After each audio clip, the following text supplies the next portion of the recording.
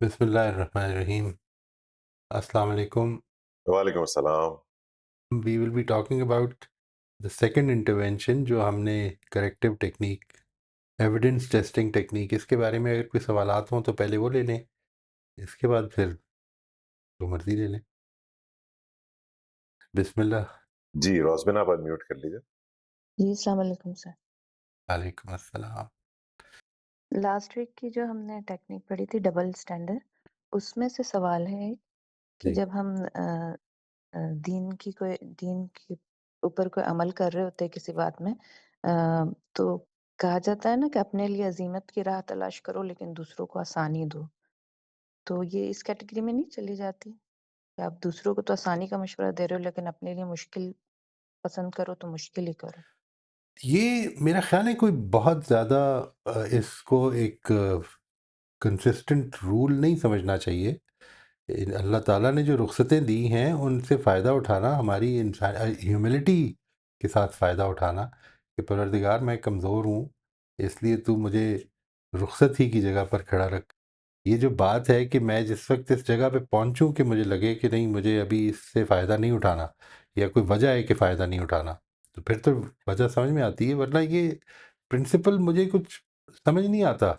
यानी we should aspire for that. देखिए, aspirations जो है ना, जब हम ये कहते हैं कि हमें अजीमत को एस्पायर करना चाहिए, तो इसका मतलब ये नहीं कि अमल में उसको टारगेट करना चाहिए। हमें वो अंदर के प्रोसेसेस डेवलप करने चाहिए कि जिसके नतीजे में हम इस जगह पे खड़े हों कि हमने अल्लाह के लिए अजीमत के रास्ते को इख्तियार करना है। तो वो they take time, they take a lot of time. अगर आप वो टाइम दे रहे हैं तो अल्लाह ताला से उम्मीद रखनी चाहिए कि अल्लाह ताला हमें इस जगह पर खड़ा कर देगा कि हम उस दिन, जिस दिन कि ये मौका पेश आ जाए कि अपनी जान भी देनी पड़े हक़ के लिए, तो हम देने के लिए साबित कदमी से तैयार हो जाएंगे। लेकिन अगर ये बात नहीं है तो फिर वो जो सूरह नहल में जो कहा ना कि अगर तुम्हारे लिए अ, वो जो इल्ला मन उक्रिह कल्बुहु इल्ला मन उक्रिह व कल्बुहु मुतमइन्नुन बिल ईमान, जो ये वाला एस्पेक्ट है, इसको इख्तियार करने में कमतरी नहीं दिखानी चाहिए। यानी ये नहीं समझना चाहिए कि मैं कोई कोई छोटा काम कर रहा हूँ। यानी आई थिंक दैट ना दूसरे को जज करना चाहिए। अगर दूसरा रुखसत की राह इख्तियार कर रहा है तो उसको भी बिल्कुल जज नहीं करना चाहिए, इसलिए कि रुखसत अल्लाह ताला की दी हुई है, जजमेंट अल्लाह के हवाले करनी है। हमने इसको एस्पायर करना है कि हम अल्लाह ताला के फजल करम से उस जगह पे पहुँचें कि इस तरह करें। लेकिन जो चीज़ इम्पॉर्टेंट है वो यहाँ पर वो नहीं है, वो इस क्यों नहीं है, इसको समझ लें। यानी मैं अपने आप को आई बिकम अनफॉरगिविंग। आपने अगर रुखसत की राह इख्तियार कर ली है और इसको जानते हुए इख्तियार कर ली है कि इंसान को अल्लाह ताला ने रुखसत दी है, तो फिर why do you need to be unforgiving to yourself. यानी हमें वो स्ट्रेंथ डेवलप करनी है, ये एक पैरेलल काम करना है। अनफॉरगिविंग होने का मतलब तो ये कि मैं अब उसमें फंस के रह गया हूँ। ये जो टेक्निक जो हम इस्तेमाल कर रहे हैं वो तो इस जगह पे इस्तेमाल कर रहे हैं कि जो तुम दूसरे को बताओगे उस, और जो हकीकत में बताओगे, आप पूरी बात जो है दूसरे को बताएंगे, वो फिर अगर आपकी ये राय है कि अजीमत की राय इख्तियार करनी चाहिए, दूसरे को भी तो असल में अपने पहलू से जब वो गौर करेगा तो इसी तरह करना चाहिए ना। But what are you going to tell that person कि अगर तुमने ये किया है तो अल्लाह की दी हुई रुखसत इस्तेमाल की है, there is nothing wrong with that. और अपने आप को भी ये देना चाहिए टाइम जी जी बिल्कुल। कि अगर अल्लाह की दी मैंने, हुई रुख़्सत कर रहे हैं, अज़ीमत की राह खुदा की इख्तियार दी हुई में। रुखसत है, उसको कमतर नहीं जानना चाहिए। दुआ करनी चाहिए ठीक अल्लाह है, से कि हमें वो इस जगह पर खड़ा कर दे कि हम इस अंदर की इनर स्ट्रेंथ हमारी इतनी हो कि हम उस जगह पे खड़े हो जाएं कि फिर कम वॉट में किसी की जान जाती है, किसी का माल जाता है, तो कोई फ़र्क नहीं पड़ता, हक पे खड़े होना है। ठीक है सर, थैंक यू। जी वेलकम जी। जी, आसिफ आप अनम्यूट कर लीजिए। अस्सलाम वालेकुम। वालेकुम अस्सलाम वरहमतुल्लाह जी। वही सब ये टेक्निक जो है एविडेंस टेस्टिंग टेक्निक और इसके लिए जो एग्जांपल भी आपने दी, आमतौर पे ये होता है कि इस तरह का कोई सिचुएशन हो जाए तो इमोशंस इतने इंटेंस होते हैं कि जिस रैशनैलिटी के साथ इस टेक्निक को अप्लाई करना है वो मुमकिन नहीं होती। तो आप रिकमेंड करते हैं कि इसको फ़ौरी तौर पे अप्लाई ना किया जाए और उस वक़्त तक जब तक कि आप उस इमोशनल स्टेट से बाहर नहीं आ जाते, तो आप इसको अप्लाई ना करें, उसका इंतज़ार किया जाए। तो क्या यानी बेस्ट टाइम क्या होगा? इन ड्यू टाइम ये हो जाएगा कि आप उस जैसे ही उस इमोशन को फील करेंगे ना कि वो बड़ी डिस्टर्बिंग इमोशन फील हो रही है, तो उस मौके पर आपकी ये चीज़ एक्टिवेट हो जाएगी कि व्हाई इज़ इट डू ऐसा क्यों हो रहा है? यानी मैं इसकी मिसाल देता हूँ आपको, कल का सेशन अगर आपने देखा हो, तो उसमें डॉक्टर अंबर ने अपनी एक मिसाल शेयर की थी। ऑब्वियसली पब्लिक फोरम पे शेयर की थी, मैं इसलिए उसको रेफ़र कर रहा हूँ कि देखिए उन्होंने ये फरमाया कि मैंने ये समझा कि ये she is a selfish person, she acts selfishly sometimes, या मोस्ट ऑफ द टाइम्स। तो अगर ऐसी बात है तो ये थॉट है जो उसकी प्रॉब्लम बन रही है। ये मेरी थॉट है, यानी ये मेरी परसेप्शन है उसके बारे में, अपनी बेटी के बारे में, जो इस मौके पर प्रॉब्लम बन रही है। अगर मैं इस चीज़ को थोड़ा-सा रुक कर ये गौर करने लग पड़ूँ कि why am I feeling so disturbed? मैं इस वक़्त अगर कोई अनकम्फ़र्टेबल या डिस्कम्फ़र्ट में हूँ या अनकम्फ़र्टेबल फीलिंग मेरे अंदर पैदा हो रही है, तो वो क्यों पैदा हो रही है? मेरी क्या-क्या परसेप्शंस इन्वॉल्व्ड हैं? इसमें दूसरे के ऊपर नज़र नहीं रखनी, अपनी सोच के ऊपर नज़र रखनी है। यानी वो दूसरे के बारे में होगी अपनी सोच। लेकिन जब आप इसकी प्रैक्टिस करने लग पड़ते हैं तो वो जो आपका जो है ना, एक एक्सट्रीम लेवल पे इंटेंस नेगेटिव इमोशन, उसकी लाइफ कम हो जाती है। इंटेंस नेगेटिव इमोशन की वैसे भी लाइफ कम होती है। हम इसके बारे में फिर उसके उसके ऊपर चूंकि सोचते बहुत रहते हैं, तो वो इंटेंस इमोशन जो है वो अपनी स्ट्रेंथ पकड़ती रहती है एंड इट प्रोलॉन्ग्स। ये समझना है, यानी दो चीज़ें हैं जो इसमें बड़ा इंपॉर्टेंट रोल प्ले करेंगी। वो ये कि अगर कोई ऐसी चीज़ हो गई है तो let me force myself to think about something more positive. उसके ऊपर मैंने I am not going to reside on it. एक तो ये बात, और दूसरी चीज़ ये कि इस पर गौर करना जो है कि मैं क्या चीज़ है जो मुझे ज़्यादा डिस्टर्ब कर रही है। Once you have overcome that, तो उसके बाद ये की जा सकती है। यानी क्या मसला हुआ जो कि मैं इतना ज़्यादा प्रॉब्लम में आ गया। मिसाल के तौर पर यही बात कि अगर मैं ये समझ रहा हूँ कि मेरा बेटा जो है वो बहुत सेल्फिशली बिहेव करता है, तो let me think about the time when he was not selfish. तो वो जो जनरलाइज्ड किस्म की पिक्चर है वो कम हो जाएगी। आई एम श्योर कि ज़िंदगी आपने साथ गुजारी है, तो there will be times when she she stood by you, contributed to you, even though it was painful for her. तो अगर वो मौके याद आ जाएंगे तो इस परसेप्शन से हम निकल सकते हैं। तो ये बात ठीक है आपकी कि जब बहुत इंटेंस होंगी तो शायद हमारा रैशनल ब्रेन तो उस वक़्त इतना एक्टिव होगा ही नहीं कि ये काम कर सके। लेकिन वो उसकी इंटेंसिटी के ऊपर जो है, अगर हम थोड़ा-सा फ़ोकस करें तो उसमें बहुत कुछ हम कर रहे होते हैं। उसकी इंटेंसिटी को मेंटेन कर रहे होते हैं। इंटेंस इमोशंस तो इस तरह जाती हैं, अगर हम उनके ऊपर रिज़ाइड ना कर लें। ये उनकी क्वालिटी है। इंटेंसिटी बरकरार नहीं रहती, ना पॉज़िटिव ना नेगेटिव। जी, जैसे आप पहले हमें बताते हैं कि जब हम उसको रीलिव कर रहे होते हैं, तो एक्चुअली तो प्रोलॉन्ग वो इस वजह से हो रही हुँ, होती। तो बिल्कुल। एक तो उससे बचें और फिर थोड़ा-सा स्टेबल होने के बाद इसको अप्लाई कर लें। राइट, राइट, बिल्कुल। अच्छा, थैंक यू। और ये जो हमारी कॉग्निटिव डिस्टॉर्शंस है जी, ये इसको ज़हन में रखिएगा कि अगर ये क्लियर ना हो तो they become our abstractions.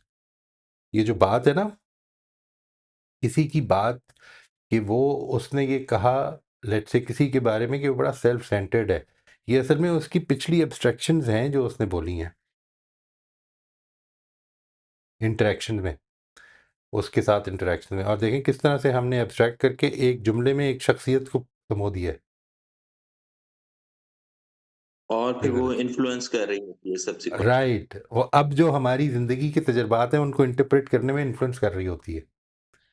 Ji, absolutely, और इससे फिर बचने की ज़रूरत है कि वो एब्स्ट्रैक्शन बन जाएगी तो और ज़्यादा नुकसानदेह। एब्सोल्युटली, बिल्कुल। वो मेंटल पैटर्न कहें, उसको एब्स्ट्रैक्शन कहें, इन्फ्रेंस कहें, वो जैसे ही वो बन गई मेरी, तो अब वो जो बात है ना कि मैं लैडर ऑफ इन्फ्रेंस में जब जब मैं वापस आता हूँ तो उस इन्फ्रेंस को लेके आ रहा होता हूँ।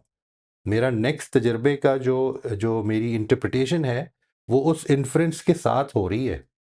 जो माजी में हुआ है, इस वाक़ये में हो सकता है कुछ भी ऐसा ना हो। Right, right. थैंक यू जी। मैं इसकी आपको अगर मिसाल दूँ तो वो ये है कि ये it's a very beautiful case in point. आप अगर इस सीन को इमेजिन करें, ये जो सिनेरियो क्रिएट हुआ ना, कि जिसमें एक बेटी आई अपनी, सबसे पहली बात तो ये कि वालिदा को 10 मिनट इंतज़ार करवाया। अच्छा, she is busy, right? She is busy doing things, may be she is hurried, वो सब कुछ कर रही है, लेकिन उसको इस वक़्त वो 10 मिनट नहीं फ़ील हो रहे, इसलिए कि वो बहुत बिज़ी है, उधर फ़ील हो रही हैं। अच्छा, वालिदा बात कर रही हैं, उनको पता है कि वहाँ पर एक शख्सियत है जिसको जो पेन में है, मुझे उसको I have to take care of that. Doctor होने के बावजूद भी बेटी जो है वो असल में उसकी वालिदा की इंटरनल फीलिंग को नहीं देख रही, वो सिर्फ़ एक्शन देख रही है। एक्शन क्या है? एक्शन ये है कि मैं आके बैठ गई हूँ, लेकिन Walida is still talking to somebody, ठीक है जी, somebody, not necessarily a patient, not necessarily somebody in dire need, ऐसा कुछ नहीं है, बस समबडी। और पीछे की एब्स्ट्रैक्शन ये है कि मैं जब भी आती हूँ तो मुझे इस तरह के कामों में टाल दिया जाता है।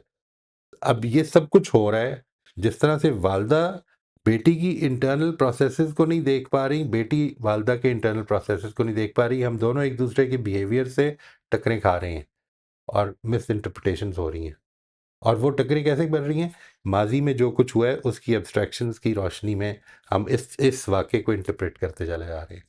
ये this is a beautiful case in point कि किस तरह से हमारी माजी की जितनी भी हुई है ना इंटरेक्शंस, वो हमारी हिस्ट्री का हिस्सा बन जाती हैं, उससे कटे बगैर हम इस मौके की इंटरप्रिटेशन नहीं करते। कर सकते हैं, ये ज़हन में रखिएगा, कर सकते हैं। जी, बिल्कुल, बिल्कुल। इस इसकी तरबियत। एग्ज़ाम्पल के साथ इसको अप्लाई करने में और भी ज़्यादा ये समझ आ रही है। Thank you. यू वेलकम जी। मोहित साहब, ये भी कहा जा सकता है कि इमोशनल इंटेंसिटी को से बाहर निकलने के लिए बल्कि ये एक टूल है कि इट हम कैन अगर बी। ये सोचना शुरू यस, करें, it can be. High emotional intensity अगर किसी हवाले से प्रोलॉन्ग स्पेशली अगर हो रही है, तो इसका मतलब है कि हमारा कोई एग्जिस्टिंग पैटर्न है जो उसको फीड कर रहा है, and this type of thinking, intentional thinking, उस पैटर्न को ब्रेक करता है। राइट। वो कहते ये हैं, यानी when we talk about emotional intelligence, तो एक बात तो ये कि आप अगर फीलिंग है ना, कोई भी फीलिंग है, इंटेंस फीलिंग है, उसको आप सबसे पहले तो ये करें कि उसको लेबल इट। ये क्या फीलिंग है? एंग्जाइटी है, label it, try to label it accurately. इसमें फियर, एंग्जाइटी, फ्रस्ट्रेशन, इरिटेशन, इन सबको अलग अलग करके देखें कि क्या है इस वक्त। ये जब आप करते हैं, ये जो एक्सरसाइज आप करेंगे ना, ये वाली एक्सरसाइज, तो इसमें क्या होता है, सबसे पहला स्टेप ये होता है कि आपका रैशनल माइंड दोबारा से एक्टिव होकर कंट्रोल में आ जाता है। यानी वो रहेगी इमोशन, उसका इम्पैक्ट रहेगा, उसका अब ये इस तरह से रहेगा जैसे मिसाल के तौर पर आपने अगर चीनी डाल दी है तो अब लिक्विड मीठा हो गया है, उसका टेस्ट बाकी है, मज़ीद चीनी नहीं डाल रहे हम, लेकिन फिर भी बाकी है, वो टेस्ट बाकी है। तो इसी तरह से वो टेस्ट रहेगा आपके अंदर, वो जो केमिकल रिलीज़ हुआ है उसका इम्पैक्ट रहेगा, लेकिन वो अब एग्रीवेट नहीं हो रहा। जैसे ही आप कोई भी इमोशन किसी भी इंटेंसिटी में खड़े हैं, आप ऐसे करें कि एक कॉपी पेंसिल लेकर अपनी इमोशन के बारे में डूडलिंग ही शुरू कर दें सिर्फ, just try to make your face कि मैं इस वक्त क्या फील कर रहा हूँ, and try to develop a vocabulary for that, मैं इस वक्त क्या फील। तो ये जो है ना, ये काम करना खुद, ये रैशनल ब्रेन को दोबारा एक्टिवेट कर रहा है और आपकी आपकी लिम्बिक ब्रेन का कंट्रोल ख़त्म कर रहा है। यानी लिम्बिक ब्रेन इमीडिएटली कंट्रोल में आ जाता है, ये आपकी सर्वाइवल इंस्टिंक्ट होती है। सबसे पहले तो इसको समझें, ये इसका आना, कंट्रोल में आना, रैशनल ब्रेन को डीएक्टिवेट करना, ये अल्लाह ताला की बड़ी इनायत होती है कि जिसके नतीजे में हम सर्वाइव कर पाते थे जब ज़िंदगी इस तरह की थी। आज ये सिचुएशन चूँकि नहीं रही है, तो अब असल में बॉस ने अगर टेढ़ी नज़र से देख लिया तो हमारी वही सर्वाइवल इंस्टिंक्ट फिर जाग उठती है। वो गलत जगह पे जाग उठती है। इतना बड़ा खतरा नहीं है जितना चीते से होता था। लेकिन वो जाग उठती है। अच्छा, इसको ये जो जब जाग उठती है तो इसको वापस अपने बैलेंस में लेके आने के लिए ये एक्सरसाइज़ जो है खुद काम करेगी। हुँ, वो एक्सरसाइज़ इफ़ेक्टिव शायद ना हो इतनी जिस तरह आसिफ़ कह रहे हैं ना, कि वो उसमें हमें थोड़ा-सा यानी थोड़ा-सा ज़ोर लगाना पड़ेगा। लेकिन वो जो ज़ोर लगाना है वो आपकी लिम्बिक ब्रेन का कंट्रोल ख़त्म कर देगा। True, true. और एक थोड़ी-सी रैंडम थॉट है, but I think it's important कि ये ओपन माइंडेडनेस रख के इस स्टेप को करना ज़रूरी है कि मैं जितना भी समझ लूँ कि मैं मेरा पॉइंट ऑफ व्यू बिल्कुल अ, ऑनेस्ट है और बिल्कुल रियलिटी पे मबनी है, उसमें डिस्टॉर्शंस एग्ज़िस्ट करती हैं। ओह येस! ओह येस! एब्सोल्यूटली। यही तो सबसे बड़ी ह्यूमिलिएटिंग मतलब हम्बलनेस क्रिएट करने की सबसे बड़ी जो है ना जिसको आप कहें कि ज़िंदगी का लेसन वो ये है कि मेरे लिए फैक्ट्स असल में इतने काबिल एतमाद नहीं है, मुझे देखना चाहिए कि दूसरा क्या फ़ील कर रहा है, दूसरा क्या महसूस कर रहा है, दूसरे की बात क्या है। हो सकता है बिल्कुल ऐसा पर्सपेक्टिव मेरे सामने आ जाए जो मुझे पता ही नहीं था। बहुत ही इम्पोर्टेंट बात है ये। जी, आयशा आप अनम्यूट कर लीजिए। वालेकुम। वालेकुम सलाम बेटा, खैरियत से? जी, अल्लाह का शुक्र है। अच्छा सर मेरा जो सवाल है वो टॉपिक से रिलेटेड तो नहीं है। वैसे सर्कल है हमारा उससे रिलेटेड है। तो सवाल असल में ये है कि अगर 2 लोगों में कोई इख्तिलाफ़ हो गया, लड़ाई हो गई या तो मैं जो सिचुएशन को समझना है, दोनों पार्टीज़ का मसला मुझे क्या नज़र आ रहा है, उनकी सोच या फीलिंग्स क्या थी, मैंने क्या परसीव किया और ए, बी, सी जो 3 लोग हैं उनके क्या उन्होंने क्या सोचा, क्या समझा, क्या राय दी। उसमें अच्छा क्या है, बुरा क्या है, सही क्या है, गलत क्या है।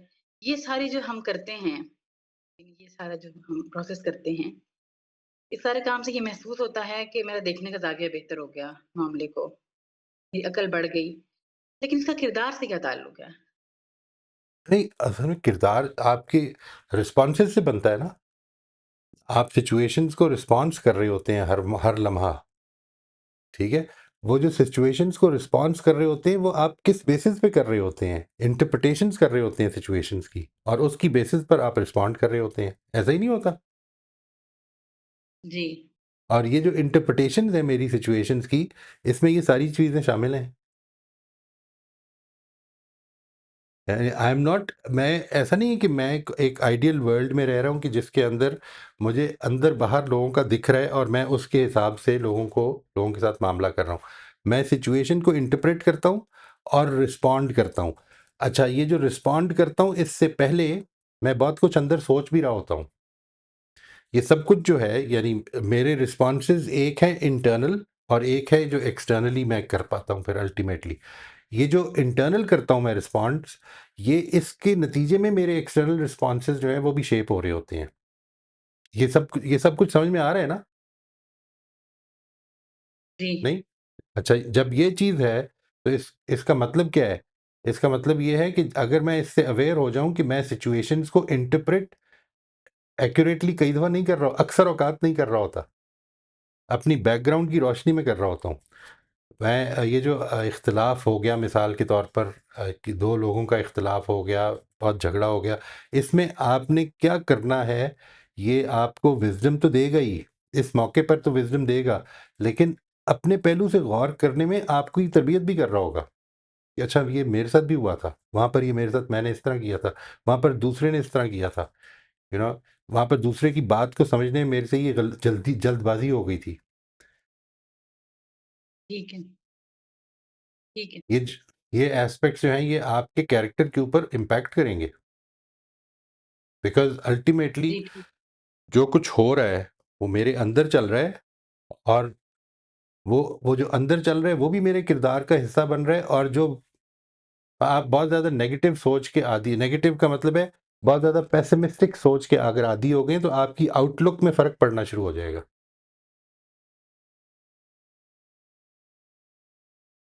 ठीक है। सर ऐसा लगता है कि ये ना टाइम ज़ाया हो रहा है इसमें, इतनी लंबी डिस्कशंस हो गई हैं, पूरा सेशन इसमें चला गया है। और वो हमने गाइडलाइन नंबर 2 तो की नहीं, वो तो रह गई। तो कोई कैरेक्टर डेवलपमेंट नहीं हो रहा, ऐसे फ़ील होता है। गाइडलाइन नंबर 2 क्या है? नहीं मतलब मैं कहना ये चाह रही हूँ कि जैसे हमने लेट्स से मिड कोई फर्स्ट भी ये सोचा गाइडलाइन, था कि हम आप अगर किसी भी गाइडलाइन को उठा लें और ये सोचें ये guideline number 2, let's say 2 number 2 guideline, वो याद है आपको क्या है? नहीं कुछ सर याद इस है? तरह तो नहीं कोई है। एक गाइडलाइन याद है? मतलब don't let a conversation become a debate, ठीक है? एक गाइडलाइन ये है। तो ये हमने आज इसके ऊपर बात करनी थी। लेकिन एक सिचुएशन ऐसी पैदा हो गई है जिसमें कन्वर्सेशन डिबेट बनी पड़ी है। How do we not let a conversation become a debate? ठीक है? ये जो जब आप प्रैक्टिस करेंगे ना, तो ये गाइडलाइन अप्लाई हो रही होगी। इसको पढ़ने की बहुत ज़्यादा ज़रूरत नहीं है, इसको अप्लाई कर रहे होंगे हम, लम्हा ब लम्हा। ठीक है। ये है जो फ़ायदा है। यानी जिस वक़्त आप वाक़ई ज़िंदगी में किरदार के ऊपर, एक तो है उसकी थ्योरेटिकल बैकग्राउंड, ये तो मैं क्रिएट करने की कोशिश कर रहा हूँ इस वक़्त। ये सारी चीज़ें जब आपको रिलेट करके बता रहा हूँ कि देखें ये इन्फ्रेंस किस तरह से प्ले करती है रोल के किस। अब जो जो कल सलमा ने, डॉक्टर अंबर ने, और भी कुछ लोगों ने अपने एक्सपीरियंसेस शेयर किए। ये वो टाइम है जिसमें कि वो the tyre hits the road कहते हैं ना। टायर एक तो हमने फैक्ट्री में बना दिया है, ठीक है? फैक्ट्री में बनाया कि ये ऐसे करेगा, ऐसे करेगा, ऐसे करेगा, और पता नहीं चला कि नहीं, रोड के अंदर जिस तरह के गड्ढे पड़े हुए हैं पाकिस्तान में, उस तरह में इस तरह का टायर तो काम ही नहीं करेगा। वो जो टायर हिट्स द रोड वाली बात हो जाएगी ये, कि जिधर आप उसकी एप्लीकेशन कर रहे होंगे कि देखते हैं कि ये क्यों डिबेट बन गई। हमारा तो ये रूल था, क्या ये एक इम्प्रैक्टिकल रूल है? व्हाई डिड इट बिकम यहाँ पर ईगो किसी की गालिब आ गई, किसी ने तजावुज़ कर दिया, मतलब कोई पर्सनल रिमार्क कर दिया, क्या हुआ है कि जिसकी वजह से ये मसला बना है? और ये मसला जो है ये इसकी क्वालिफ़िकेशंस में आता जाएगा कि ये हमने ज़िंदगी में ये तजुर्बात करके देखे हुए हैं। ये तजुर्बात हैं जो आपके सर्कल में होने चाहिए। यानी इससे नहीं घबराना चाहिए, बिल्कुल नहीं घबराना चाहिए। ज़िंदगी के ये प्रोसेसेस, मैं आपसे अर्ज़ करूँ, क्लासरूम की जो लर्निंग होती है वो बड़ी क्लीन होती है। ज़िंदगी की लर्निंग बड़ी मेसी होती है, काफ़ी मेसी होती है। इसमें बहुत कुछ हमें आगे बढ़ के पीछे हटना पड़ता है, बहुत कुछ आगे बढ़ते हैं, पीछे हटते हैं, ठीक है? इसको इटरेटिव कहते हैं। इटरेटिव होती है ये, आगे पीछे, आगे पीछे, आगे पीछे चल रही होती है। वो ग्राफ जो है ना, जिस तरह से आपका स्टॉक का ग्राफ होता है, प्राइस ग्राफ होता है, वो ऊपर नीचे होता हुआ या ऊपर जा रहा है या नीचे जा रहा है। आपने असल में उस लॉन्ग टर्म ट्रेंड को देखना है कि क्या हम बेहतर हो रहे हैं, वो काफ़ी है। मुश्किल तो आएगी, और वो मुश्किल हमें बेहतर करती चली जाएगी अगर हम उससे फ़ायदा उठाएँगे। पढ़ लिया है ये, सबने पढ़ा हुआ है, don't let a conversation become a debate. लेकिन आप गौर करके देखें, इट बिकम्स सो डिफ़िकल्ट। आप लोग जो वहाँ पे लेट्स से 10-12 लोग हों, जब 2 लोग पार्टिसिपेट कर रहे थे, उनके बीच में आर्गुमेंट हो गई, you are in a much better position. आप ये देखेंगे कि आप उनको बता सकें कि किधर-किधर उन्होंने उसको डिबेट बना दिया, किधर-किधर ईगो गालिब आ गई। बिल्कुल ऐसे ही, जब आपकी किसी से बात हो रही होगी, तो देयर विल बी समबडी जो कि बाय ऑन लुकर होगा ना, वो आपको बेहतर गाइड बता सकेगा कि यहाँ पे आपसे गलती हो गई। And it goes obviously, it goes for me to.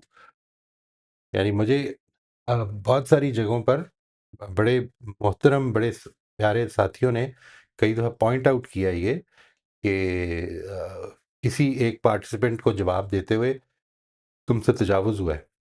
ये अली ने भी किया हुआ है, मुझे याद पड़ता है, if I am not mistaking, इस तरह की बात हुई है। इसलिए कि मैं नहीं नोट कर सकता था। अच्छा, ये बात हुई, उसके बाद जब रिकॉर्डिंग सुनी तो वाक़ई ये लगा कि हाँ, ऐसा हुआ है। तो ये अल्लाह ताला की बड़ी इनायत होती है, ये प्रैक्टिस है, ये प्रैक्टिस है, और असल इम्प्रूवमेंट इधर हो रही होती है। तो लिखी हुई चीज़ें हैं। ठीक है। तो कोर्स कंप्लीट करना कोई काम नहीं है आपके ख़्याल में? एब्सोल्युटली मतलब ये नॉट, कोई एब्सोल्युटली नॉट। मैं ठीक है। आपसे अर्ज़ करूँ, अगर आप अगले 4-5 साल में सिर्फ़ इसको समझ लेना कि ये जो कन्वर्सेशंस के प्रिंसिपल्स हैं, इनको मैंने प्रैक्टिकली अपनी ज़िंदगी में किस तरह से इनकॉर्पोरेट कर लेना है। तो ये पूरे का पूरा जो कोर्स है ना, पूरे का पूरा कोर्स मैं असल में इसको अगर आपको प्रेज़ेंट करूँ तो ये पूरे का पूरा कोर्स इन कन्वर्सेशंस की गाइडलाइन से निकल रहा है। बेसिकली इंसान जी, और इंसान का जो ताल्लुक है वो कन्वर्सेशंस का ताल्लुक है। आप गौर करके देखिए, और तो कोई है ही नहीं। जी। हम तो अपनी सर मुझे लगता है कन्वर्सेशंस में गाइडलाइन खराबियाँ पैदा कर रहे हैं। जी, जी फरमाइए, सॉरी। मुझे लगता है गाइडलाइंस भी वो आफाकी असूलों से निकल रही हैं। ये भी मुझे ऐसा ही है, एहसास होता है कभी। एब्सोल्यूटली राइट, बिल्कुल ऐसा ही है। यानी जब आप ये कहेंगे कि मिसाल के तौर पर हमें नहीं बनने देना चाहिए, ईगो को देखना चाहिए, तो अब ईगो और किस तरह से मेरी इंटरप्रिटेशंस हो रही होती हैं, मैं किस तरह से दूसरे की बात सुन रहा हूँ, ये सारा कुछ हम बाद में पढ़ रहे हैं, लेकिन ये इसमें शामिल हो रहा है ना। तो ये बेसिकली मैं आपसे अर्ज़ करता हूँ, let me clearly tell you कि ये मैंने क्यों पहले रखा था। ये इसको पहले रखने की वजह ये थी कि बेसिकली जब मैं वर्कशॉप्स करता हूँ ना, तो ये वर्कशॉप्स कन्वर्सेशनल होती हैं, ये लेक्चर बेस्ड नहीं होती। यानी मैं एक पॉइंट फ्लोट कर दूँगा वर्कशॉप में, अगर आप वर्कशॉप में शामिल हुई हैं, जैसे मिसाल के तौर पर क्रिटिकल रिफ्लेक्शन में तो मुझे याद पड़ता है आप शामिल थीं। तो मैं एक पॉइंट दे दूँगा, इसके बाद लोग आपस में गुफ्तगू करते हैं। वो गुफ्तगू के लिए गाइडेंस बन जाएगी कि हमें एक-दूसरे के साथ इस तरह से मामला करना है। अच्छा, ये जब मामला करने की प्रैक्टिस आप कर रहे होते हैं, उसमें गलतियाँ भी होती हैं, उसमें ऊँच-नीच भी होती है, लोग एक-दूसरे की बात माइंड भी कर जाते हैं, ये सब कुछ होता है। लेकिन ये जो प्रोसेस है, ये तरबियत का प्रोसेस है। तो अगर आप ये भी ख़त्म कर लेंगे ना, ख़त्म कर लेंगे तो नहीं, लेकिन ये कि इसको भी अच्छी तरह से प्रैक्टिस कर लेंगे, तो आप देखेंगे कि it will have an impact on your life. ठीक है। Thank you sir. या ये जो बात अभी जिस पे टच किया ना आयशा ने, बड़ी इम्पोर्टेंट बात है मेरे ख्याल में वैसा भी। And just to add little, आपने बड़ा अच्छा एक्सप्लेन कर दिया।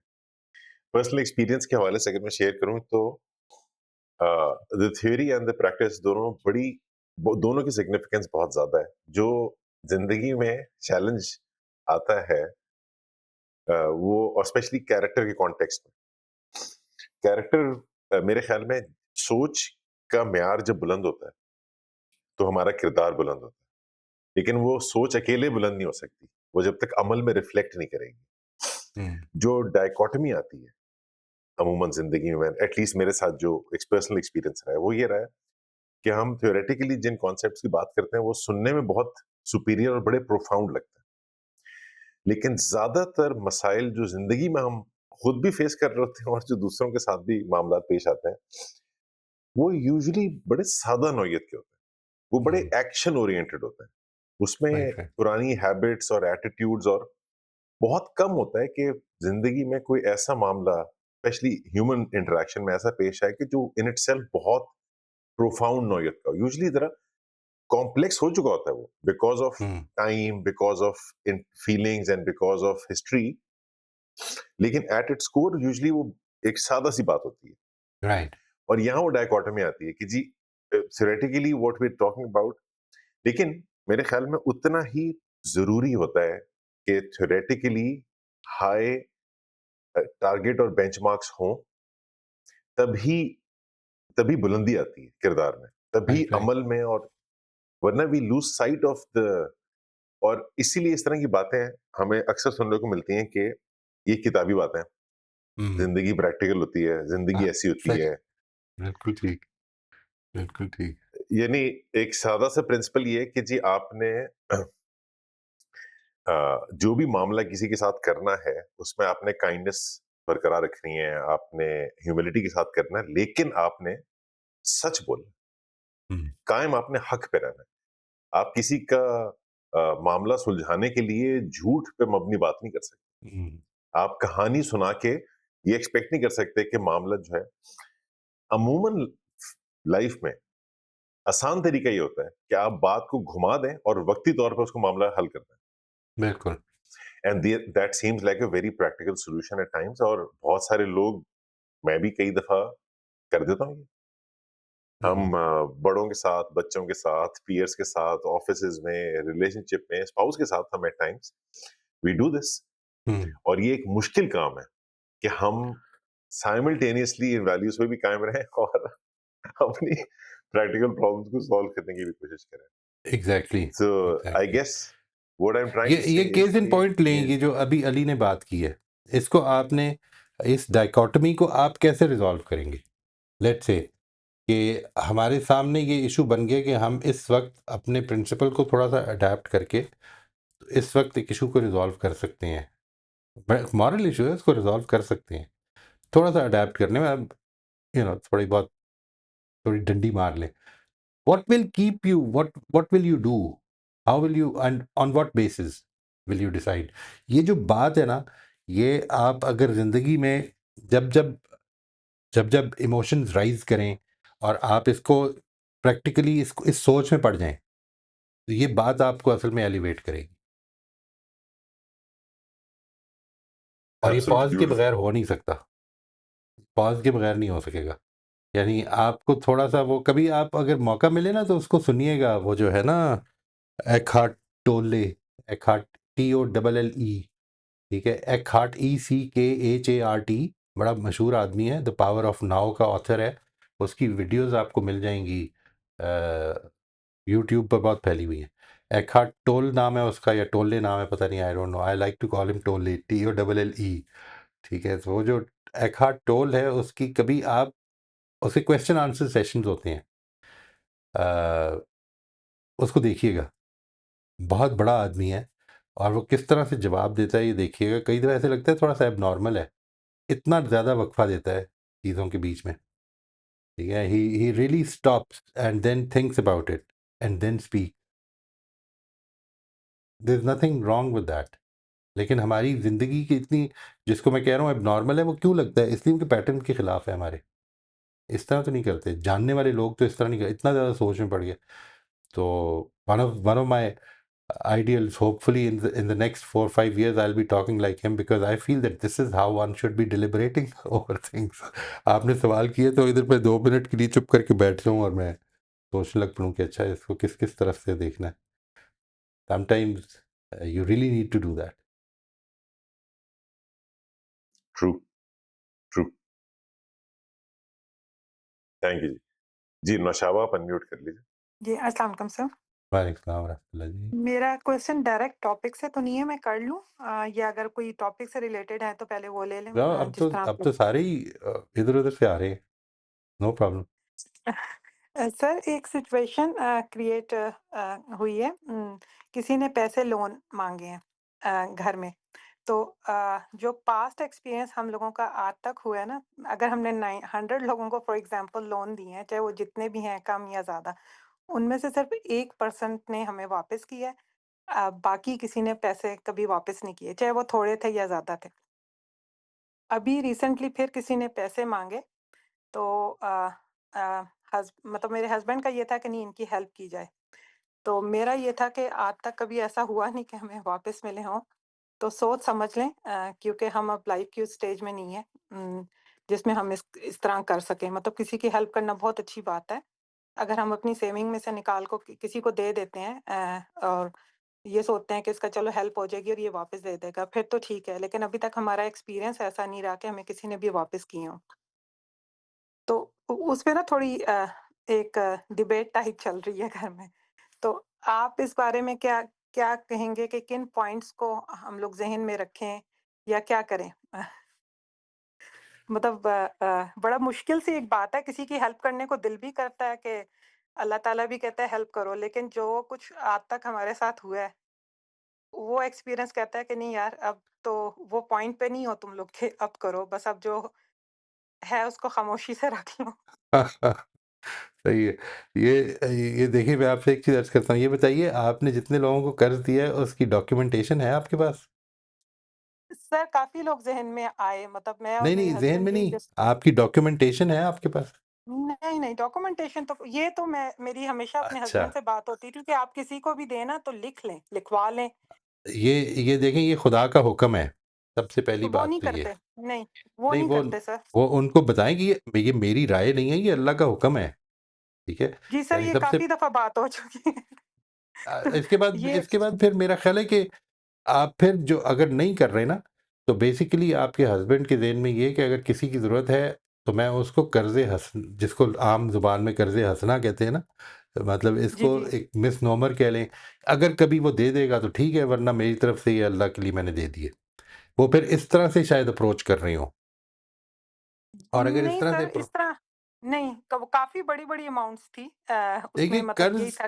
कर्ज़ तो लाज़मन असल में होता ही इस बेसिस पे है। कर्ज़ जो है ना, कि मुझे ये 3 महीने के लिए पैसे चाहिए, इतने पैसे हैं और इसको हमने डॉक्यूमेंट कर लिया है सो दैट अगर कोई कॉन्टिजेंसीज़ हो जाती हैं, तो हम उनसे पूछ सकें, ये मैंने लेना है वापस, ठीक है? मैंने ये वापस लेना है। इट इज़ नॉट लाइक मैं ये इन्फ़ाक़ कर रहा हूँ। मैं आम तौर पर अगर मेरे पास हैं, तो मुझे एक चीज़ का, यानी ये मेरा एक्सपीरियंस है, I can't give you this experience, मैं आपको किस तरह दे दूँ? ये तो मैं आपको सिर्फ़ इसकी नरेशन कर सकता हूँ। ज़िंदगी में सही। मुझे ऐसा महसूस होता है कि मेरी ज़िंदगी में जितनी भी बड़ी-बड़ी ज़रूरतें थी ना, जितनी भी थी, मिसाल के तौर पर बेटियों की शादी करनी थी, कोई कोई काम करवाना था, कोई भी मसले थे, वो कोई मेरी प्लानिंग से नहीं हल हुए थे, ठीक है? अल्लाह ताला की रहमत से हो गए थे और बड़ी इज़्ज़त के साथ हो गए थे।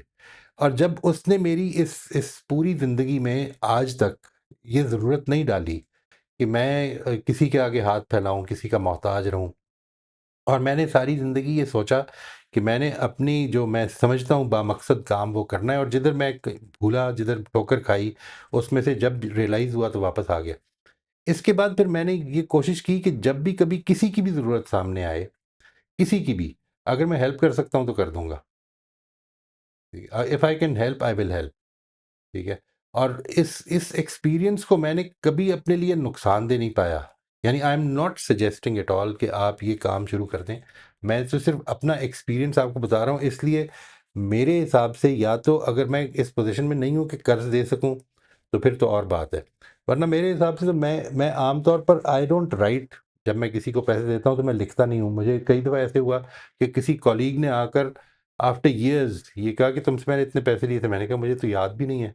इसलिए कि मैंने अगर किसी की हेल्प की तो मैंने ये सोच के की ही नहीं कि मैंने कर्ज़ दिया है।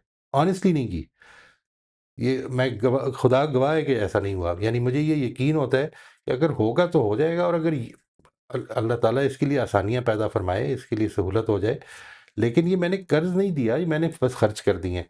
वापस आएँगे तो बड़ी अच्छी बात है, नहीं आएँगे तो कोई बात नहीं। जी, यही सर मैं भी अभी बात हो रही थी। वो यही कह रहे थे कि मैं उसे कर्ज़ के तौर पे दूँगा, क्योंकि अब हम उस स्टेज पे नहीं है कि मैं उसको वैसे करूँ। तो ठीक है? मेरे ज़हन में यही था कि आज से पहले भी ज़हन में हमने जब भी दिया, मतलब कुछ तो बहुत बड़ी-बड़ी चीज़ें हुई थी, जो इन्वेस्टमेंट के पॉइंट ऑफ व्यू से हुई थी और वो नहीं हुई। तो जो छोटी-छोटी थी उनको तो हमेशा मैंने और इन्होंने यही कर्ज़े हँसना के तौर पे ही दिया। तो अभी जी। उनके ज़हन में यही है कि ये एज़ अ कर्ज़ मैं इतना दूँगा। तो मैंने कहा ये फिर कर्ज़ नहीं वापस आएगा, मतलब जो नहीं, नहीं, एक्सपीरियंस आप है। लिख लें, फिर नहीं आप आएगा तो एक चीज़ को ज़हन में रखें आप, यानी अल्लाह ना करे कि ना आए वापस, अल्लाह करे कि पूरा-पूरा हो जाए, क्योंकि जो अगर नहीं आएगा तो एक प्रॉब्लम है, देने वाले के लिए, लेंडर के लिए एक सीरियस प्रॉब्लम है। यानी ये जो बात है ना कि मेरी ज़िंदगी में मेरी लायबिलिटीज़ जो हैं, वो लेकर मैं दुनिया से चला गया हूँ, तो ये एक सीरियस प्रॉब्लम है। अल्लाह ताला इससे हम सबको बचाए जी, सीरियस प्रॉब्लम है। यानी आपको ज़हन में अगर कोई आता है, मेरे लिए भी दुआ कीजिएगा कि मेरी कोई लायबिलिटीज़ ना हो इस दुनिया में, क्योंकि एक सीरियस इश्यू है ये। अब so you will get it back. I mean अगर एक आदमी की नीयत ख़राब है, तो वो आपसे तो हो सकता है वो बच जाए, हो सकता है लूट भी ले, लेकिन जाएगा किधर? जी सर, वो तो आप कित्थे बिल्कुल सही कह रहे हैं, जाएगा कित्थे? बल्कि मैंने ना एक दफ़ा छोटी-सी एक आपको स्टोरी सुनाती हूँ कि मैंने ना पाकिस्तान में एक दफ़ा कपड़े ऑर्डर किए ऑनलाइन ना, फ़ेसबुक से। तो उसके बाद वो कपड़े आ नहीं रहे थे। तो मैंने उसे बंदे को 2-4 दफ़ा मैसेज किया, तुमने मेरे कपड़े नहीं भेजे। तो कहता है अब भेज दूँगा, ये कर दूँगा, एंड कर दूँ। तो फिर मैंने एक दिन उसे कहा, मैंने कहा नहीं देने तो नहीं दे दो, मैं आखिरत में ले लूँगी तुमसे। कहता है ठीक है हाँ, ले लो। सही है। उनके लिए वो रियलिटी तो नहीं है। एक्चुअली वो हाँ, ठीक है। आप तो अपने मैंने कहा प्यारों से चलो भी ये कोई तो बात करके देखें, वो कहेंगे वो किसने देखी है? बिल्कुल हाँ, ठीक है ना? सही। स ठीक है। तो सर आपका पॉइंट यही है कि ठीक है वो अगर है तो मतलब उसको उस अगर पॉइंट आपके ऑफ व्यू पास से हैं मैं पैसे, अगर आपके पास हैं और आपके ख़्याल में एक अच्छी नीड है उसकी, और उसमें आप you would like to help, देखिए, अगर आप इस ये जो सारे एस्पेक्ट्स हैं, इसमें again what we are doing, हमारे माज़ी के कुछ एब्स्ट्रैक्शंस हैं, हम उसकी बेसिस पर इस वक्त फ़ैसला कर रहे हैं। आपने फ़ैसला इस बेसिस पे करना है कि ये सिचुएशन ऐसी है, इसमें ज़रूरत उसकी ये है, इस ज़रूरत को पूरी करने में मदद करने की पोज़ीशन में हूँ, तो लेट मी डू इट, और अल्लाह के लिए करूँगा। कर्ज़ भी अगर दूँगा तो अल्लाह के लिए दूँगा, ठीक। ताकि उसकी मदद हो जाए। इसके बाद वो वापस कर देगा, बड़ी अच्छी बात है, नहीं करेगा तो अल्लाह ताला से मैं उसके लिए मग़फ़िरत मैं माफ़ कर दूँगा, कोई बात नहीं। सही। ठीक। ठीक है? ठीक सर, यानी ठीक है। I would go with that. इसलिए क्योंकि सही। मुझे तो ज़िंदगी में एक चीज़ जो सबक मुझे अब लगता है सबसे ज़्यादा समझ में आता है, वो ये है कि ज़िंदगी कंप्लीट नहीं है। इस चीज़ को समझ लें, ये कंप्लीशन का इंतज़ार में है। उस जिस दिन ये कंप्लीशन होनी है, उस दिन जितना मैं मुझे लोग ओwe करते होंगे, उतना ही मेरे लिए फ़ायदा होगा। बिल्कुल। ठीक है? अच्छे अमल कमा के इस दुनिया से पता नहीं कब चले जाना है, जितने कमा सकूँ कमा लूँ। बस ये एस्पेक्ट, और वो कंप्लीशन होनी है। मेरे लिए ऐसा नहीं कि आखिरत किसने देखी है। मुझे यकीन करें आप कि ये डर लगता है अल्लाह ताला से कि ये कहीं ऐसा ना हो कि अभी मैं कोई गलती कर रहा हूँ, उस वक़्त जान निकल जाए, क्योंकि मुझे ये पता है कि मुझे फेस करना पड़ेगा उसको। अल्लाह ताला मुझे इससे बचाए, आप सबको भी बचाए, हम सबको बचाए इंशाल्लाह। जी, ठीक है। आमीन, थैंक यू आमीन। सर। ये जो एक मॉइसा थॉट है ना, जो भी आपने फिर रिपीट की, ब्रिलियंट थॉट। थॉट नहीं है एक्चुअली, तो कुदरत का कानून है कि इस दुनिया में बाय डिजाइन क्लोजर नहीं होना किसी। नहीं होना, एब्सोल्युटली, ये एब्सोल्युटली। इतनी इतनी बड़ी रियलिटी है कि जिंदगी तब्दील करने के लिए ये एक पॉइंट ही टर्निंग पॉइंट बन जाता है कि जब हम क्लोजर ढूंढना चीजों में, एंड ढूंढना, बैलेंस ढूंढना जिंदगी में छोड़ देता है, तो वो जो हमें राइट, बेतहाशा चीजें, जैसे मेरे लिए तो यहां तक उसका इम्पैक्ट चला जाता है। One of the things is के बेतहाशा चीजें जिसका हमें थ्योरेटिकली लगता है कि हाँ शायद ग्रेटफुल होना चाहिए अल्लाह ताला को, लेकिन बहरहाल सबके पास ही है तो मेरे पास भी है, तो ऐसी कौन सी बात होगी।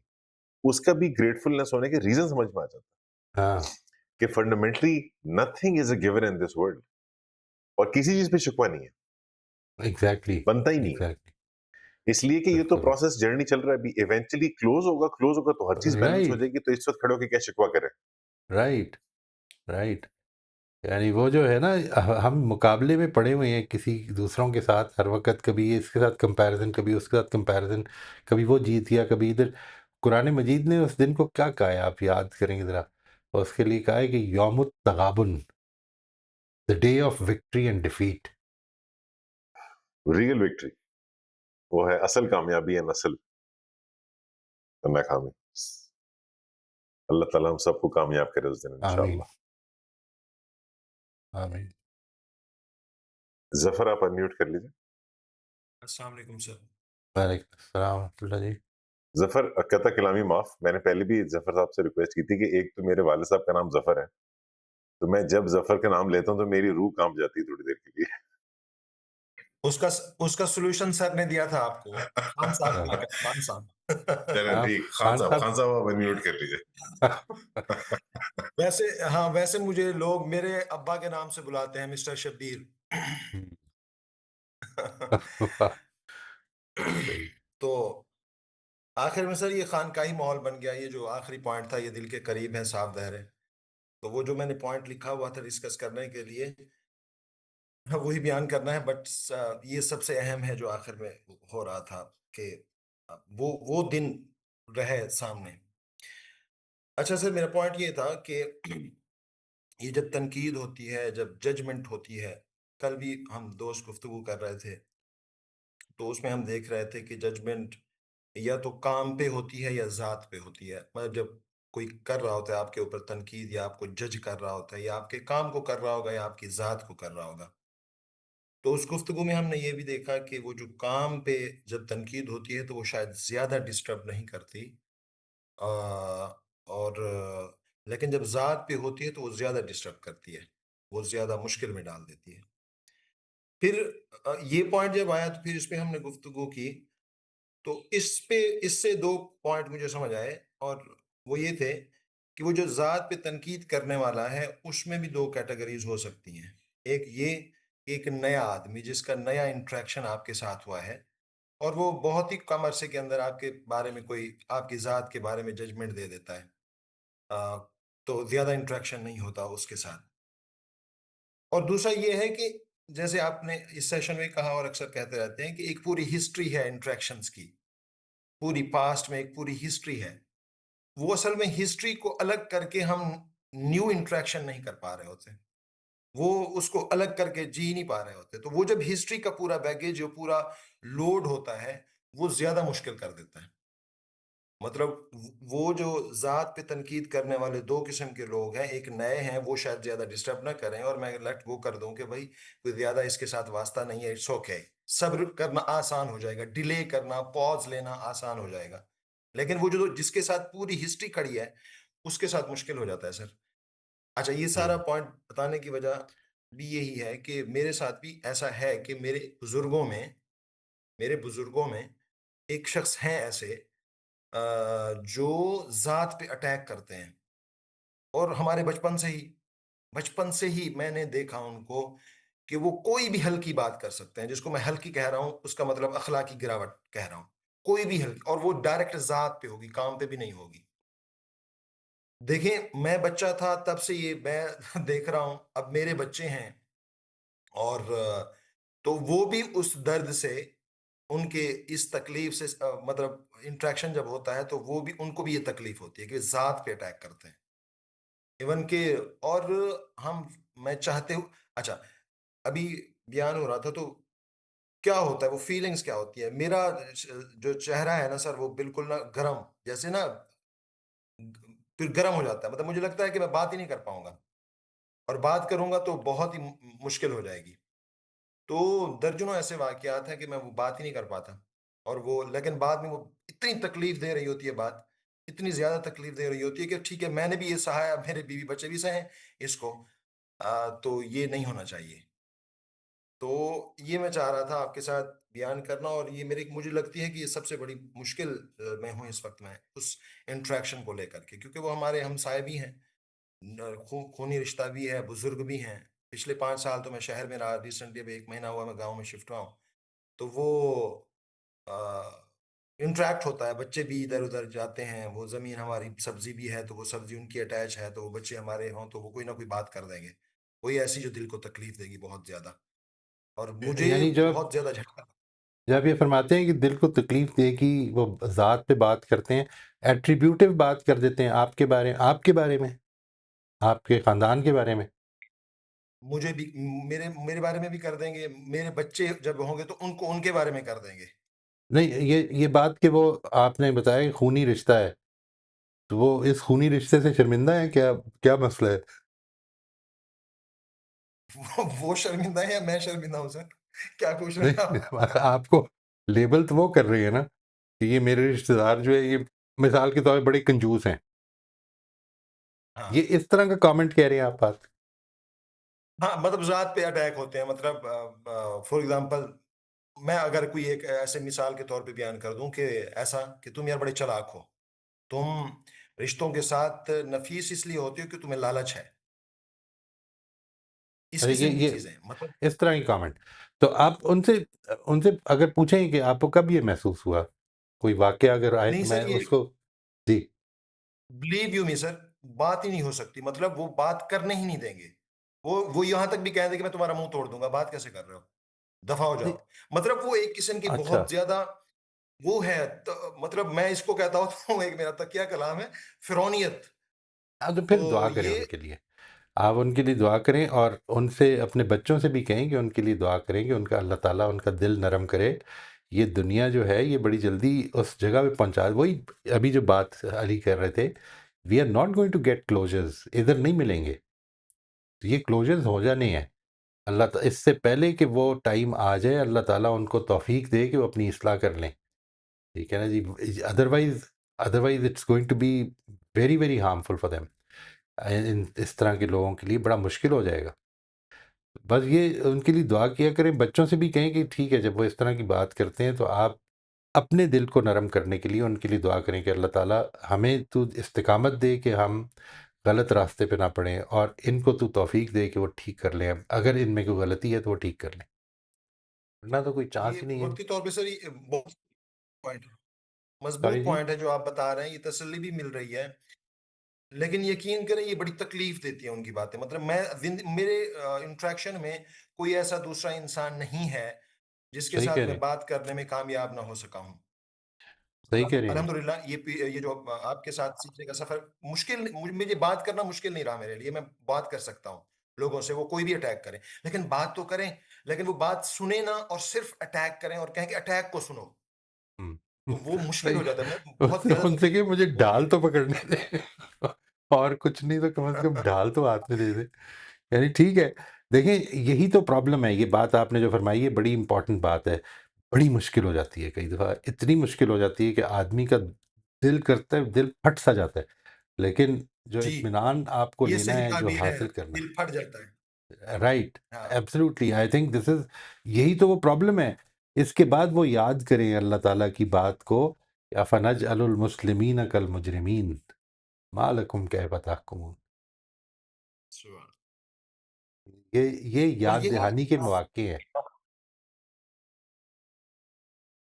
पिछले 2 दिनों में ये जो अभी आप पहलू, हालाँकि ये हम बार-बार रिपीट करते रहते हैं, मुझे भूल गया बिल्कुल। मतलब बाज़ मौकों पे याद रहता है, लेकिन इस बुज़ुर्ग के हवाले से मुझे बिल्कुल भूल जाता है। मतलब मैं इतना ज़्यादा, जैसे आपने कहा ना, दिल फट जाता है। यकीन करें पिछले 2-3 दिनों में इन दिल फटने की कैफ़ियत से बार-बार गुज़रा हूँ मैं। मतलब वो सिर्फ़ मुझ पे अटैक नहीं था, मेरा बेटा गया तो उस पे था, मेरी बीवी सब्ज़ी में खड़ी थी तो उस पे था, और छोटी बेटी गई, 11 साल की बेटी है, उस पे था। तो अजीब, मतलब अजीब सूरत-ए-हाल थी ना। मतलब मैंने कहा जी। कि जाके ना बात की जाए और चलें लड़ाई भी कर लेते हैं। मैं यहाँ तक भी नहीं, आ नहीं। गया कि मैं रुक गया। नहीं, नहीं, वो ठीक है, जब तक अल्लाह ताला ने मौका दिया हुआ है, आप उस वाक़ये को बार-बार अपने ज़हन में लाइए। पता नहीं वो वाक़या जो भी है, रिवायत में ठीक है, गलत है, उसकी क्या सनद है मुझे नहीं पता, लेकिन बचपन से सुनते आ रहे हैं ना, वो जो कूड़ा फेंकने वाली माई थी, हुँ, हुँ, हुँ। वो उसका जो वाक़या है, वो उसको ज़हन में लाइए बार-बार कि मुझे वो जो भी कुछ है वाक़या, ठीक है, गलत है। सवाल ये है कि वो एक आइडियल कैरेक्टर है कि जिसके साथ ये मामला हो रहा है, मैंने भी वो कैरेक्टर बनना है, डज़न्ट मैटर, कोई बात नहीं, कर लें। मैं जितना अवॉइड कर सकता हूँ अपने आप को इस आज़माइश में नहीं डालूँगा, खामख़ा उनके घर नहीं जाऊँगा ये सुनने के लिए, कुछ गालियाँ सुनने के लिए, ये नहीं करूँगा, उनको भी ये मौका कम दूँगा। लेकिन जब आ गया तो फिर चुप करके सुन लूँगा, क्या लड़ने की क्या ज़रूरत है? लेट हिम, वही वो वाक़या बहुत याद करें जो हज़रत अबू बकर के साथ वो झगड़ा हो गया था, तो नबी सल्लल्लाहु अलैहि वसल्लम मुस्कुरा रहे थे। तो आपने वो मुस्कुराहट जो है अपनी, इस यकीन के साथ कि फरिश्ते नोट कर रहे हैं सब कुछ, everything is be, and I don't want anything to be noted on in my record, anything negative. जब ये आपने सोच लिया, इस चीज़ को जितना जेहन में ताज़ा रखें, बस ये है जो कि ज़िंदगी है। फुल सराहत है जी, पूरे का पूरा। थैंक यू जी। अल्लाह ताला हम सब की मदद करे इस मामले में। जज़ाकल्लाह जी। बहुत शुक्रिया सर। सलमा आप अनम्यूट कर लीजिए। हम आखिरी 5 मिनट में दाखिल हो गए। जी, अस्सलाम वालेकुम। वालेकुम अस्सलाम व रहमतुल्लाह जी। सर मेरा सवाल भी कुछ ज़फ़र के ही तरीके का सवाल था कि, और आपने जितनी बातें उसके जवाब में कही है ना, वही मेरा मुझे जवाब मिल गया है तकरीबन उन सारी बातों का। बस यही यही चीज़ें जो है ना कि इनर प्रोसेस से कोई वाकिफ़ होता नहीं है। अब उसके बाद जो है वो अपनी तरफ से बहुत सारी असम्पशन और ये सारी चीज़ें करके बात को बिगाड़ने के चक्कर में रहते हैं कि अ, सुनना नहीं है, बस अपनी कहनी है और बिगाड़ते चले जाओ। अब सामने वाले का भी एक हौसला होता है कि वो आपकी इन चीज़ों को कितना बेयर कर सकता है। क्या भई हम चाहते हैं घर का माहौल अच्छा रहे, इसमें हम मिल-जुल कर रहें, खुशी के साथ सारे काम करें। अगर कोई चीज़ आपको बॉदर कर रही है, आप फ़ौरन कहें कि भई ये आप करें, ये मुझसे नहीं हो रहा, ये आप करें, ये मुझसे नहीं हो रहा। तो इतना अच्छा माहौल हो जाता है फिर ना कि आपको तकलीफ़ ही नहीं पहुँचती किसी की। लेकिन वही ज़फ़र वाली बात है कि जब आप दिल फाड़ने वाली बातें करेंगे और नहीं तैयार होंगे किसी की बात सुनने के लिए, तो फिर बस आपने बता दिया ना कि दुआ करें अल्लाह से बस। कोशिश करें इसकी इस तरह के मौक़ों पर ये बहुत ज़्यादा याद रहे कि ये इस वक़्त मुइज़ अमजद की और सलमा निसार की बात नहीं हो रही। इस वक़्त मुइज़ अमजद की, सलमा निसार की और अल्लाह ताला की बात हो रही है। सर वो वाली आयत दोहराएँ आप जो अभी आपने कही थी, पढ़ी। कौन-सी थी? मा ला तालमून कुछ ये वाली पढ़ी थी ना अभी आपने? मा लकुम कैफ़ तहकुमून अफ़नजअलुल मुस्लिमीन कल मुजरिमीन मा लकुम कैफ़ तहकुमून। क्या हम अच्छों को यानी सरेंडर करने वालों को, हक़ के आगे झुकने वालों को मुजरिमीन के बराबर कर देंगे? क्या है तुमको क्या हो गया? कैसे फ़ैसले करते हो तुम? Would this be the reality? कि तुम्हारा क्या ख़्याल है कि यहाँ से जो मिट्टी में सब मिल गए, तो यही बस मामला ख़त्म हो गया? यानी उसी मिट्टी में पैगंबर भी चले गए और उसी मिट्टी में कुफ़ार भी चले गए। तो बस ये it should and over here. कैसी बात कर रहे हो तुम? ऐसे शानदार कारीगर की जो तख्लीक है, उसको तुमने ये समझा हुआ है? ये this is huge point, huge point. Allah ताला इसकी याद कायम रहे, ताकि जो आपने फरमाया कि असम्पशंस होती हैं लोगों की, हमारी भी होती हैं, और हम इनके बारे में अपने आप को ठीक करने की कोशिश करें हर लम्हा। क्योंकि देखिए हमारा मामला इंसानों के साथ है। मैं व्हाई डू आई से दिस, आपके जितने मर्ज़ी माज़ी के तजुर्बात हो चुके हैं, try to approach life anew every day. Why? Because we are not dealing with stones and things, we are dealing with people. दिल बदलता है, आदमी का ज़ाहिर नहीं बदलता, पहले दिल बदलता है। हो सकता है उसका दिल बदल गया और आपको भी दिख ना रहा हो। वो जब चेंज आएगी, अगर मैं अपने पैटर्न्स पे ही काम करता रहूँगा, तो वो दिल बदल जाएगा, मेरे रिएक्शन से वापस चला जाएगा। ठीक है? This is where I can go wrong. बस वो याद ये रखना है, ये बड़ी दिल तोड़ने वाली जर्नी होती है अक्सर औक़ात, लेकिन आपने ये जर्नी अल्लाह ताला के लिए करनी है। बिल्कुल वही सही, सहारा है हमारा, बिल्कुल सही। इंशाल्लाह। Thank you sir. You are welcome जी। अच्छा जी, आखिरी चंद मिनट है, तो आसिफ आप अपने जो हमारा अपडेट है बड़ा इम्पोर्टेंट, उसके लिए अनम्यूट कर लीजिए प्लीज। Ji, thank you. मोई साहब, हमारा कंडीशनिंग सर्कल का जो रेगुलर सेशंस हैं वो चल रहे हैं। उसमें हमारा टॉपिक जो है वो कॉन्वर्सेशन गाइडलाइंस है। एक्चुअली इस टॉपिक पे पहुंच के हमें रियलाइजेशन हुई कि ये बहुत ही इम्पोर्टेंट टॉपिक है, और अगरचे हमारी मुशावरत में हम ये सोच रहे थे कि हम नॉर्म्स पे बात करें, हम विजन को दोबारा डिस्कस कर लें, लेकिन फिर हमने कंक्लूड किया कि जब तक हम कॉन्वर्सेशंस को अच्छी तरह से नहीं गो थ्रू कर लेते और किसी हद तक उसको कंप्लाई नहीं करते, तो बाकी सारी चीज़ें तो फिर उसके तहत ही होंगी। इसलिए कि हमारी कन्वर्सेशंस के पीछे हमारी थॉट्स हैं, इमोशंस हैं, तो इसको हम तरजीह दे लेते हैं। तो फिर दोस्तों का इत्तेफ़ाक हुआ, तो अब हम कन्वर्सेशन गाइडलाइन को कल हमने काफ़ी डिटेल के साथ उस टॉपिक के ऊपर बातचीत हुई, वाक़यात के साथ उसको डिस्कस किया गया। मेबी कि हम 1-2 और सेशंस उसके ऊपर लें, और फिर सारी जो हमारी अगली एक्सरसाइज़ेज़ और डिस्कशंस वो इन कन्वर्सेशन गाइडलाइंस के तहत ही हों। अम, उसमें एक पॉइंट जो अपैरेंटली थोड़ा-सा डिफरेंट लग रहा है, मैं चाहता हूँ कि आप उसको हाइलाइट भी कर दें।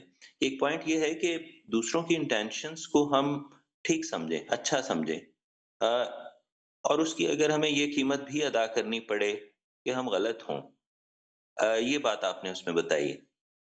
तो इसको आप हाइलाइट भी कर दीजिए यहाँ। इस ये पॉइंट बेसिकली नफ्सियात और रिलीजन दोनों का मिक्सचर है जी। जब हम दूसरों की इंटेंशंस को जज करने की कोशिश करते हैं, तो एक ज़न होता है ये हमारा, और अगर ज़न जो है वो पॉजिटिव है, तो बहरहाल इसमें तो कोई नुकसान नहीं है। लेकिन अगर ज़न जो है उसमें बदज़नी शामिल हो गई है, तो ये तो हमारे लिए नुकसानदेह भी हो जाएगी। अच्छा, वो बदज़नी जो है, it we get stuck on that, इसको भी ज़हन में रखना है। ये यानी वही बात जो मैं आपसे अर्ज़ कर रहा था कि we are not dealing with things, we are dealing with people, dynamic people. इंसान का आज कैसा तजर्बा हुआ है, वो कैसे सुबह उठा, उसकी तबीयत कैसी थी, इसके नतीजे में उसके आज के रवैये हो सकता है चेंज हुए में हो। तो we are dealing with people, we are not dealing with things. इसको सामने रखते हुए अगर हम इस तरफ अप्रोच करें कि हम let me assume the best of intentions even if I am wrong, क्योंकि उसने अपनी इंटेंशन से खुद जिम्मेदार होना है जो कुछ भी होना है। मैं अगर बुरी इंटेंशंस दे लूँगा तो फिर मैं असल में इंटेंशंस के ऊपर जंग लड़ रहा हूँगा, बजाय इसके कि एक्शंस के ऊपर बात कर रहा हूँ। यानी उसकी राय को मैंने समझना है। अच्छा, ये जो जब आप एक दफ़ा ये समझ लें, इसके बाद चाहे वो नॉर्म्स की गुफ्तगू है, आपको मैं एक एक्सरसाइज़ बताता हूँ, हर छोटे-छोटे ग्रुप्स बना दें, मेबी जिसमें कि 2 लोग ऑब्ज़र्वर्स हों और 2 लोग कन्वर्सेशंस कर रहे हों on topics like norms, real topics, बनाए हुए टॉपिक्स नहीं। यानी ऐसे नहीं कि लेट्स इमेजिन कि हम एक पीटीआई का बंदा है, एक मुस्लिम लीग का बंदा है, तो हम गुफ्तगू कर रहे हैं, ये नहीं। रियल टॉपिक्स, एक 2 लोगों का इख्तिलाफ हो गया है कि ये नॉर्म होनी चाहिए या नहीं होनी चाहिए। इसको वो आपस में गुफ्तगू करेंगे और मैं और आप ऑब्ज़र्व करेंगे, और फिर मैं और आप अपनी ऑब्ज़र्वेशंस उनके साथ शेयर करेंगे कि यहाँ पे ये कन्वर्सेशंस की गाइडलाइंस आपने तोड़ी, दूसरे की इंटेंशंस जज की। ठीक है? ये जो एक्सरसाइज़ है ना, इधर से असल में लर्निंग होनी है। मैं सिर्फ़ बार-बार ये अर्ज़ कर रहा हूँ। बाकी ठीक है, वो आप उसकी तनकीद कर लें, उसको अच्छी तरह से समझ लें, लेकिन टॉपिक्स ऐसे जो कि मेरे और आपके लिए वाक़ई they are like real topics in my life. ये बात कि मर्द एडवांटेज ले जाते हैं अपनी अपनी अपनी फाइनेंशियल स्ट्रेंथ की वजह से या फाइनेंशियल कंट्रोल की वजह से एडवांटेज ले जाते हैं, और ये बात कि नहीं, औरतें असल में एक्सप्लॉइट करती हैं। ये 2 चीज़ें जो हैं, इनको एक मर्द और एक औरत गुफ्तगू कर रही हैं, उधर पता चलेगा कि क्या ये गुफ्तगू के रूल्स अप्लाई हो सकते हैं। ये जब आप करेंगे इस माहौल में और आपको पता चलेगा कि किधर-किधर हमसे गलती हो जाती है, तो इसके बाद आपकी ज़िंदगी पे इसका असर होना शुरू होगा। How we are actually doing these things every day, every moment. Academically समझ में आ जाएगी, अच्छी तरह से तनकीद कर लें, समझ लें, बट स्टार्ट अप्लाइंग इट। और एप्लीकेशन उधर करें, सेफ माहौल है ये। Nobody is going to kick you out, nobody is going to do anything. आपने इस सेफ माहौल का फ़ायदा ये होगा कि आप जो बात करेंगे, लेट्स से मैंने आपसे बात की इस माहौल में और आपने मुझे ये कहा, आपने भी, you were also amongst those जिसने मुझे ये कहा कि भई आपकी तरफ से एक पार्टिसिपेंट के साथ मामला करते हुए ऐसे लगता है कि कुछ ज़्यादती हो जाती है। तो that is because you felt safe and I felt safe कि हम ये कह सकते हैं। ये माहौल क्रिएट करना है हमने उधर, कि हम एक-दूसरे को बता सकते हैं कि यहाँ पर आपने इंटेंशन मेरे ख़्याल है नेगेटिवली जज कर ली, कुछ थोड़ी-सी, और इस ये ज़ाहिर हो रही थी। तो this is where we start getting corrected in practice. Allah ताला इसमें मदद करेगा जी, इंशाअल्लाह। जी बहुत शुक्रिया आपने ये आइडिया दिया। एक्चुअली मैं खुद भी इस पे सोच रहा था कि हम 1 या 2-3 लोगों का ऑब्जर्वर ग्रुप बना लें। वो राइट। जब न्यूट्रल व्यू अपना दे रहे होंगे, तो फिर एतराज़ नहीं होगा पार्टिसिपेंट्स को कि नहीं, नहीं, अच्छा होगा, आप होगा, यकीन जी, करें बहुत ज़्यादा होगा। जिस वक़्त वो उनके लिए न्यूट्रल होगा व्यू उनका। जिस वक़्त वो किसी हाँ, पार्टिसिपेंट से ये कहेंगे ना कि तुमने ये किया, उस वक़्त वो उस पार्टिसिपेंट के लिए न्यूट्रल नहीं होगा। यानी वो उस वक़्त पार्टिसिपेंट भी कह रहा होगा कि ओए मेरे खिलाफ यानी ये तो यही उसकी तो कीमत तरबियत करता करनी है। है। This is precisely the training that we need. ठीक है ना जी? चल इसलिए ये फ़िक्र ना करें, और न्यूट्रल आप ऑब्जर्वर ग्रुप ना बनाएँ। आप वो ऑब्जर्वर्स को भी चेंज करते रहें। Let us let us have a discussion with between you and Zafar, ठीक है जी? और इसमें कुछ ऑब्जर्वर्स बना दें। Let us have somebody else discuss, और आप और ज़फ़र ऑब्जर्वर बन जाएँ। ये हम सब इसके मोहताज हैं ना। मैं इस जी, ग्रुप जी में, मेरा थोड़ी-सी जी, मेरी मसरूफ़ियत कम हो तो मैं इस ग्रुप में एज़ अ पार्टिसिपेंट लाज़िमन शामिल होऊँगा इंशाअल्लाह। लाज़िमन शामिल जी, जी। होऊँगा जी, जी, जी, थैंक यू। इंशाअल्लाह। मेरा अब आइडिया बहरहाल यही था कि ऑब्जर्वर उस सेशन के लिए ऑब्जर्वर होगा उस सेशन के लिए, और बिल्कुल। जी, जी, बिल्कुल। चलें, ये बहुत अच्छा आइडिया है। मेरा ख़्याल है यहाँ पे हाइलाइट भी हो गया, तो हम इसको बिल्कुल नेक्स्ट ज़रूर, सेशन से ही ज़रूर, अप्लाई करें। इंशाअल्लाह, इंशाअल्लाह। थैंक यू चलें, जी, जज़ाकल्लाह, जज़ाकल्लाह। अल्लाह हाफ़िज़। खुश रहें जी, खुदा हाफ़िज़। राइट जी ज़फ़र, अली, ठीक जी? जी, आज थैंक यू, हमारा वक़्त खत्म हो गया। जो हैंड रेज़्ड है हमने नोट कर लिया। बहुत शुक्रिया मोइन साहब। Thank you everyone. Thank you very much जी, खुदा हाफ़िज़। खुदा हाफ़िज़।